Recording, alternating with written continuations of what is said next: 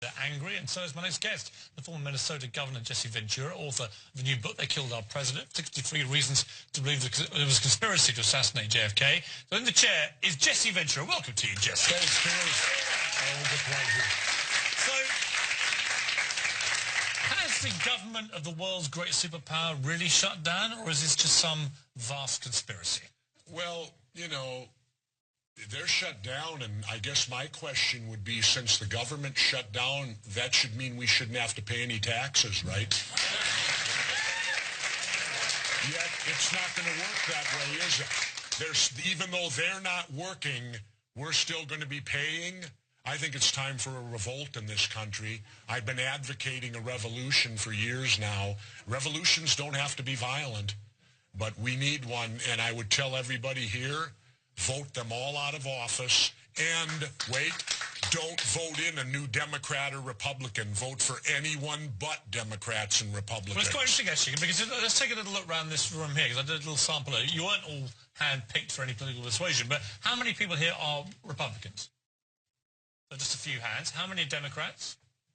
A few more hands. And how many are neither Republican nor Democrats? So you are the Jesse Ventura future of American electorate.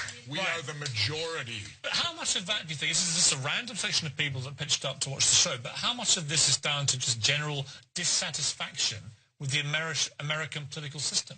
Well, it's because the Democrats and Republicans have created this corrupt system, and they've been in charge now for 150 years. They've created a system that's based completely on the concept of bribery. If you pay them and bribe them, you get audience with them. If you don't, you're out the door. And so we need to get away from this concept of bribery. And that's why I'm considering making a run. But a couple things have to happen first. But I would run on this, ladies and gentlemen. My simple campaign would be this. I would give you the opportunity to elect the first president of the United States that does not belong to any political party since George Washington. He is our only president that belonged to no political party. And I think it's high time we elect someone that does not belong to these two gangs, because it's the gangs that dictate what's going on. This is all gang warfare here. This is gang warfare, where the gangs put themselves first, the gang first, the gang's money first, and we, the country, become second or third. We're actually third in line. See, every time I've spoken to you about this, I've been saying, no, Jesse, it's not like that. And yet their approval ratings plummet each time I've talked to you, even lower. And actually you end up thinking, yeah, they are a bunch of gangs. They are. Overpaid, underworked children. Well, let's look at it this way. The big thing is health care, right? Well, in my last book, I showed you all. These elected officials have 4 options to choose from of health care. They won't give us one. Yet they get 4 to choose from.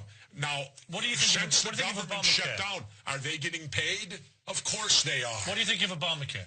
Do what now? What do you think of Obamacare? I don't think anything of it, because my belief is quite simple. We in the United States of America should have a policy that anyone who gets sick should be able to go to the doctor. Now, how they want to do it is up to them. But if we'd get out of all these damn wars, we'd have more money to pay for health care than we could shake a stick at. But instead, it's go to war, go to war, go to war. I love the reaction of the American people on the Syria deal. The calls were 300 to 1 opposing any more war. Finally, you're all waking up. Finally, you're waking up that we've been at perennial war for 60 years. Enough of this. Enough of this war crap. Well, enough of this particular segment, but you're coming back after the break. And let's talk about my book. To speak more, Jesse Ventura, after the break. Back now with my special guest, Jesse Ventura. I mean, Jesse, you hit all the right populist notes with all this stuff, but let's get real for a moment.